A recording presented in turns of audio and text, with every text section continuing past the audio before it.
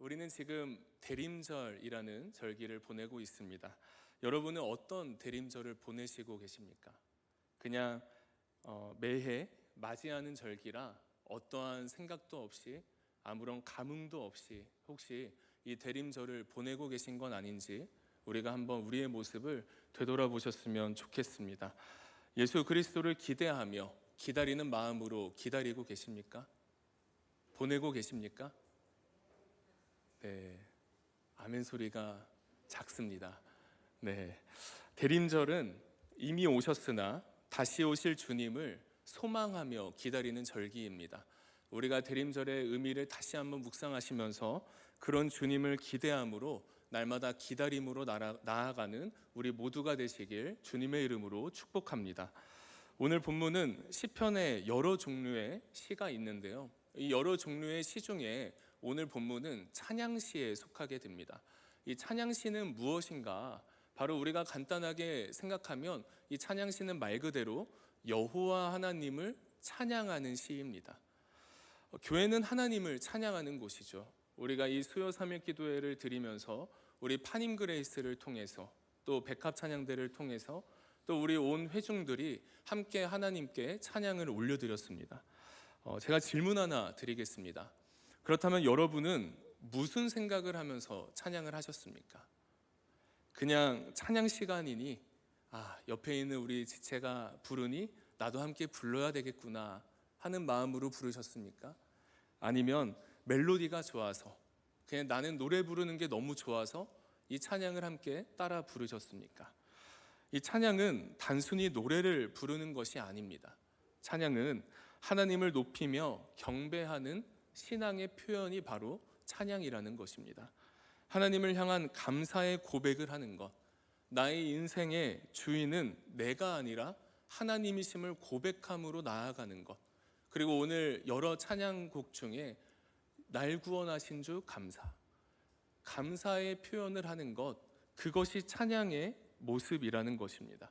다시 한번 여쭙겠습니다. 그렇다면 여러분은 하나님께 감사의 고백을 올려드리셨습니까? 네, 아까보다는 조금 커졌습니다. 네. 그렇다면 여러분은 내 인생의 주인이 하나님이심을 고백함으로 나아갔습니까? 하나님의 위대하신 능력을 여러분의 입술로 고백하셨습니까? 오늘 시편 147편의 기자 역시 이 하나님의 위엄과 자비, 이 하나님의 권능을 고백하고 있는데요. 이 1절의 말씀에서도 할렐루야 이렇게 시작하면서 너희는 하나님을 찬양해야 함을 말하고 있습니다. 우리 1절의 말씀을 한 목소리로 함께 읽겠습니다. 할렐루야.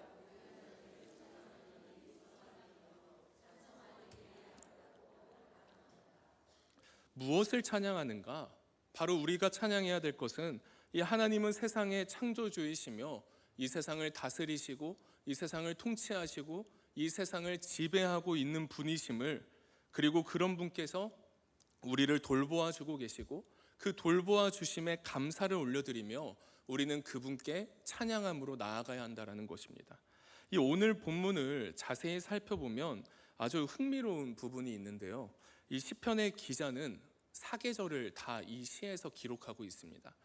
제가 말씀은 준비하진 않았지만 4절의 말씀에 보시면 하늘의 별들에 대해서 이야기를 하고 있는데요. 이 자막은 이따가 띄워주시면 됩니다. 네, 4절에 보시면 하늘의 별들, 그리고 8절에는 이 공중의 구름과 쏟아지는 단비. 비가 언제 내립니까, 여러분? 네, 봄비도 있지만 이제 여름, 여기서 말하는 이 단비는 여름을 표현하고요. 그리고 14절의 말씀에 보시면 가을의 서리와 추수에 대해서 이야기하면서 가을을 이야기하고 있습니다. 그리고 15절과 16절에서는 겨울의 눈과 추위, 그리고 18절에서는 봄바람, 이렇게 이 시편 147편의 기자는 이 사계절을 다 이 147편에서 기록하고 있다는 것이 매우 흥미로운 부분인데요. 그래서 어떤 학자는 이 147편을 두고 이렇게 고백합니다. 우리로 하여금 하나님의 능력과 선함과 지혜가 이 세상과 우주의 통치에 나타남으로 찬양하고 하나님께서 값없는 은혜로 선택한 교회가 넘어졌을 때 회복시키시고 흩어졌을 때 모으시는 특별한 은총을 찬양하도록 요청한다. 너무 빠르셨죠? 하나님께서는 한마디로 이겁니다. 우리는 그 하나님의 무한하신 능력과 이 창조주이신 하나님을 우리는 찬양해야 되고요.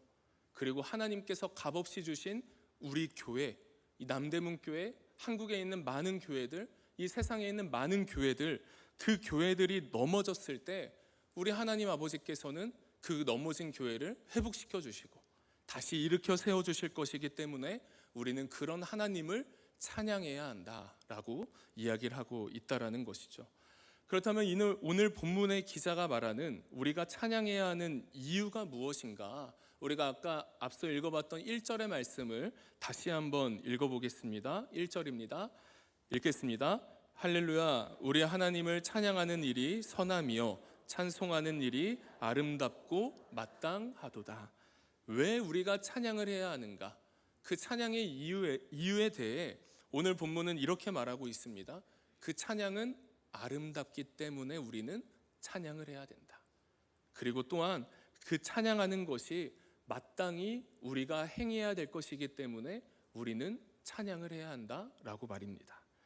우리가 앞서 불렀던 그 찬양의 시간들 자체로 아름다운 일이요 또 하나님께 마땅히 우리가 올려드려야 하는 행위라는 것입니다.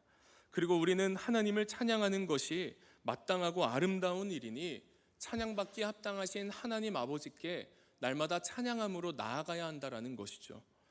우리가 하나님을 찬양한다는 것은요, 그분은 나의 주권자입니다. 그분은 나를 돌보시는 분이시고 나를 다스리시는 분이십니다라는 그 고백을 하나님께 올려드리는 것입니다. 그분의 위엄과 그분의 능력과 그분의 모든 것을 찬양한다라는 고백인 것이죠. 결국 우리가 찬양해야 할 이유가 있다면 이 당시 이스라엘을 돌보시고 이스라엘을 구원하신 하나님께서 지금 이 시간에도 우리를 돌보아 주시고 우리를 구원하고 계시기 때문이라는 것입니다.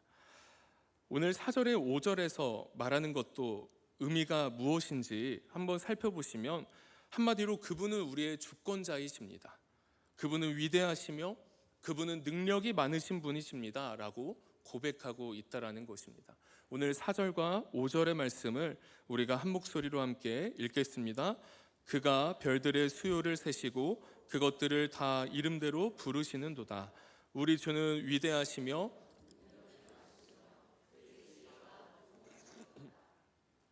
우리가 별들의 수요를 다 어떻게 세겠습니까? 감히 우리가 어떻게 세겠느냐? 하지만 창조주 하나님은 그 모든 것을 세실 수 있으신 분이시다. 왜요? 하나님께서 만드셨기 때문에, 하나님께서 다스리시기 때문에 그 모든 것을 우리 하나님은 세실 수 있는 분이라는 것이죠. 그래서 우리가 찬양하기 위해서 우리는 먼저 하나님의 주권을 인정함으로 나아가는 것이 찬양의 가장 기본이라는 것입니다. 그분의 주권을 인정해야지만 우리가 하나님 아버지께 진정한 찬양을 올려드릴 수 있고요, 우리가 하나님의 주권을 인정하지 못하면 우리는 진정한 찬양을 올려드릴 수 없다라는 것입니다. 그럼 오늘 본문의 기자는 과연 어떤 부분을 감사함으로 고백하고 있는 것일까? 오늘 본문의 2절과 3절의 말씀인데요, 우리가 한 목소리로 함께 읽겠습니다. 여호와께서 예루살렘을 세우시며 이스라엘에 흩어진 자들을 모으시며 그들의 상처를 싸매시는 도다. 이 2절의 말씀에 보시면 여호와께서 예루살렘을 세우시고 이스라엘에 흩어진 자들을 모으신다. 이 표현은 아마 많은 학자들이 이 표현을 통해서 이 시는 유대인들이 바벨론 포로 생활에서 귀환한 후에 기록된 시편이다라고 이야기들을 많이 합니다. 이 이스라엘 백성들이 포로 당시 얼마나 힘들었겠습니까? 우리나라도 일제강점기를 겪었기 때문에 아마 우리 부모님들 또 우리 조부모님들 또 우리 선조들을 통해서 우리는 아마 그 당시 얼마나 힘들게 살아오셨는지에 대해 익히 들어오셨을 것입니다. 핍박받고 자유가 없고 또 갇혀 지내는 고통받고 억압받는 삶, 그 삶처럼 이 바벨론포로 생활을 했던 유대인들 역시 이러한 비슷한 상황을 보냈다라는 것이죠. 더군다나 조국으로 돌아가고 싶지만 그 돌아가지 못하는 그 현실에 얼마나 더 힘이 들었겠습니까? 그러나 오늘 시편의 기자는 이렇게 찬양합니다. 여호와께서 예루살렘을 세우시며 이스라엘의 흩어진 자들을 모으시며 상심한 자들을 고치시고 그리고 그들의 상처를 싸매시는 도다. 이 2절과 3절에 보시면요, 여러분, 이 네 가지 표현이 나오는데요. 세우신다, 모으신다, 고치신다, 싸매신다. 그런데 여기서 중요한 사실이 하나 있는데 그 중요한 사실은 이 네 가지 표현의 주체가 한 분 하나님이라는 겁니다. 우리 하나님께서 세우시고 우리 하나님께서 모으시고 우리 하나님께서 그들을 고치실 것이며 우리 하나님께서 그들을 싸매어 주실 것이다. 여기서 말하는 이 세우시다라는 표현은 재건하다라는 의미입니다.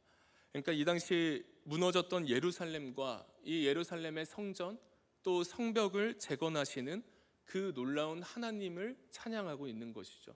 이 수많은 그 방해에도 불구하고 이 하나님의 강권적인 역사하심을 통해 예루살렘의 성전과 성벽은 완공되었습니다. 무사히 마칠 수 있었음을 감사함으로 고백하고 있는 표현이라는 것이죠.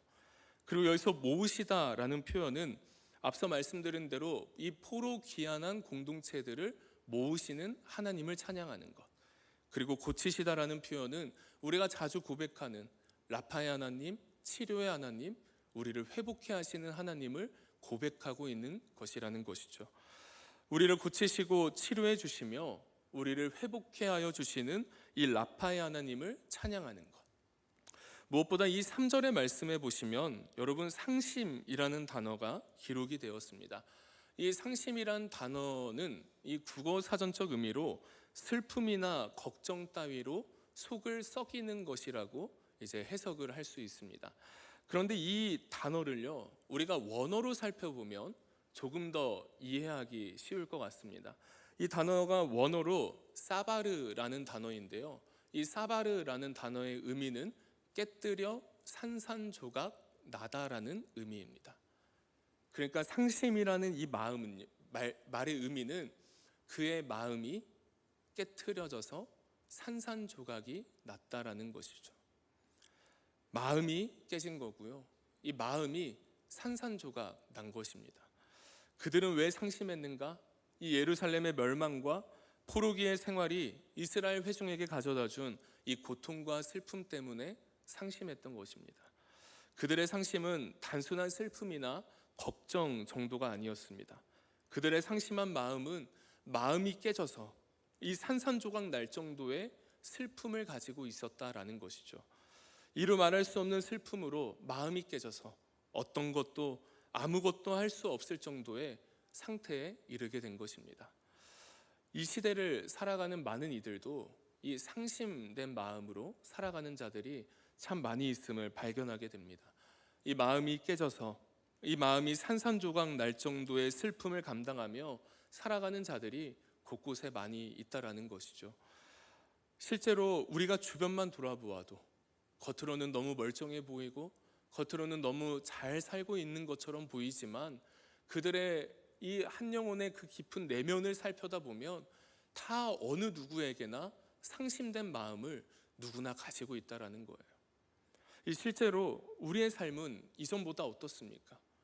이전보다 우리 대한민국의 많은 사람들이 여러 여건들이 풍요로워졌음에도 불구하고 이 감사함으로 살아가기보다 서로 경쟁하고 또 서로 비교하고 아직 채우지 못한 그 욕심으로 상심하고 많은 우리의 모습을 발견하게 됩니다.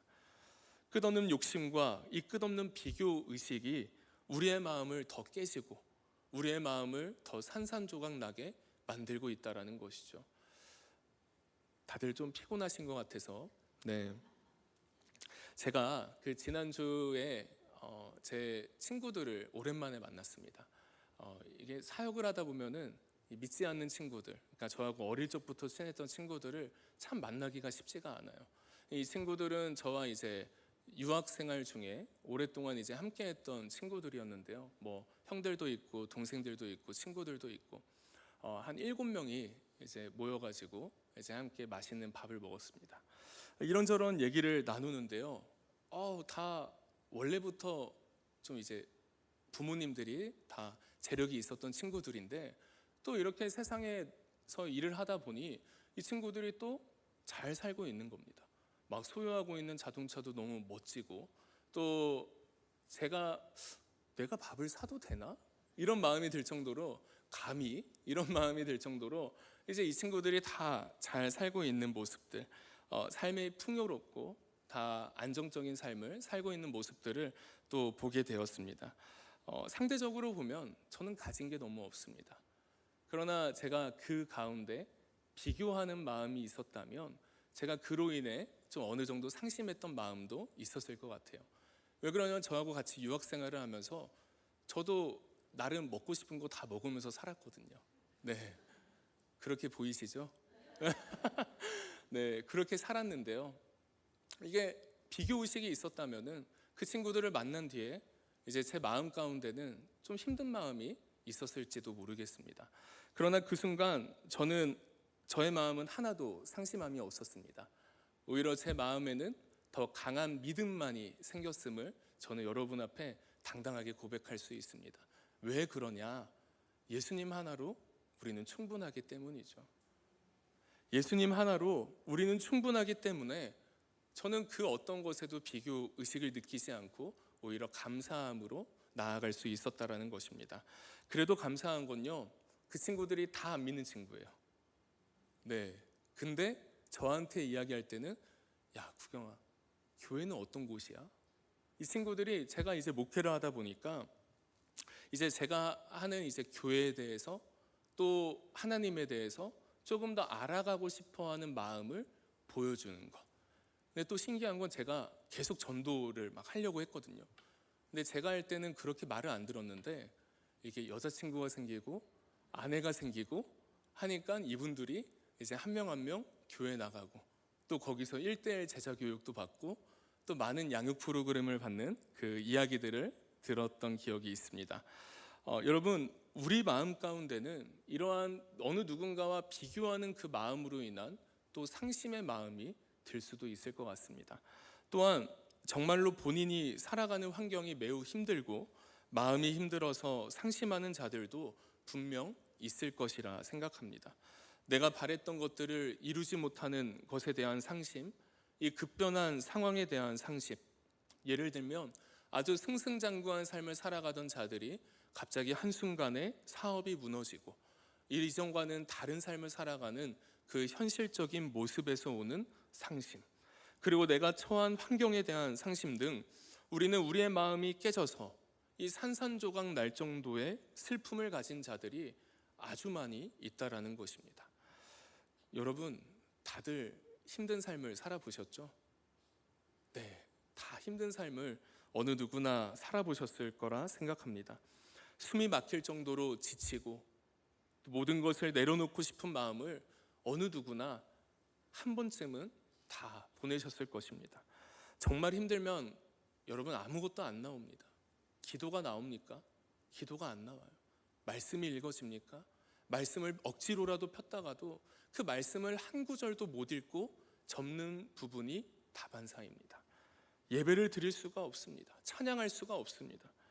일도 손에 잡히지 않고 날마다 이 좌절과 낙심으로 그리고 상심된 마음, 그러다 보니 우리의 마음은 산산이 조각나버리는 그 마음을 발견하게 된다는 것이죠.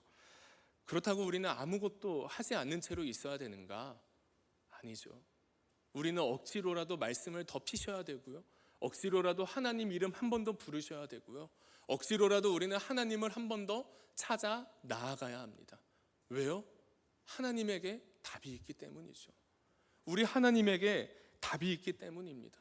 그럼에도 불구하고 우리를 이끌어 주시고 가장 선한 곳으로 붙들어 주시는 그 하나님에게만 우리가 답이 있기 때문에 우리는 하나님을 붙잡아야 되고요, 하나님께 더 간절히 매달리는 신앙의 모습으로 나아가야 한다라는 것입니다. 왜요? 오늘 본문 2절과 3절의 말씀처럼 우리 하나님 아버지께서는 넘어졌던 우리를 일으켜 세우실 것이고 흩어졌던 우리를 다시 불러 모으실 것이며 우리의 산산조각난 마음을 고치실 것이기 때문입니다. 특히 본문에 기록된 이 세우시다, 고치시다, 싸매신다, 모으시다라는 이 표현은요, 여러분, 이 원어적으로 보면 이미 시작되었으나 끝나지 않은 상태를 의미합니다. 이미 그들에게 세우셨고, 그들을 고치셨고, 이미 그들을 싸매셨고, 이미 그들을 모으셨다. 근데요, 이 사건이 그 순간 끝나버린 것이 아니라 지금 이 본문을 읽고 있는 우리에게도 지금도 이어지고 있는 역사, 그것이 바로 오늘 본문의 원어적인 해석의 의미라는 것입니다. 하나님께서 회복케 하시는 역사가 지금도 계속되고 있으며 이제 우리의 이후의 삶에도 앞으로도 계속 이어지게 될 것이라는 하나님의 약속의 메시지라는 것이죠. 그러니까 이스라엘 백성들을 세우시며 이스라엘 백성들을 고치셨으며 그들을 모으시고 그들을 싸매셨던 하나님께서 지금 이 시간에 있는 우리 모두에게도 동일한 역사를 부어주신다라는 것입니다. 여러분 넘어지셨습니까? 무너지셨습니까? 우리 하나님께서 여러분의 무너졌던 그 마음을 다시 일으켜 세우신다는 것입니다. 여러분 흩어지셨습니까? 흩어졌던 우리 하나님께서 지금 이 시간 그리고 우리의 이후의 삶 가운데도 우리를 다시 불러 모으신다라는 말씀입니다. 여러분 다치셨습니까? 아프십니까? 우리 하나님께서 여러분의 다치신 그 마음, 아픈 그 마음들을 우리 하나님께서는 지금도 이후에도 영원히 치료해 주신다라는 말씀인 것이죠. 여러분 이 얼마나 아름답고 기쁜 소식입니까? 넘어진 우리를 다시 일으켜 세우시는 하나님, 흩어졌던 우리를 다시 모아주시는 하나님, 다친 우리를, 아픈 우리를 다시 회복케 하여 주시는 하나님, 그리고 우리를 영원히 싸매어 주시는 하나님. 이처럼 상심한 자들이 그럼에도 불구하고 하나님을 찬양하는 이유는요, 이들에게는 하나님에 대한 믿음과 또 하나님을 향한 기대가 있었기 때문일지 모르겠습니다. 하나님의 약속을 신뢰하며 그 구원의 하나님을 기다리는 것, 우리를 다시 일으켜 세우실 것이고 우리를 다시 모이게 하실 것이며 우리를 다시 고쳐주시는 그 놀라운 하나님의 약속, 그 놀라운 하나님의 약속이 바로 예수 그리스도를 통해 지금 이 시간 우리에게 임하게 된 줄로 믿습니다. 예수님을 인격적으로 만남으로 넘어졌던 우리 인생은요, 다시 세워졌습니다. 다시 회복이 됐고요, 다시 모아졌고 다시 우리는 치료된 줄로 믿습니다.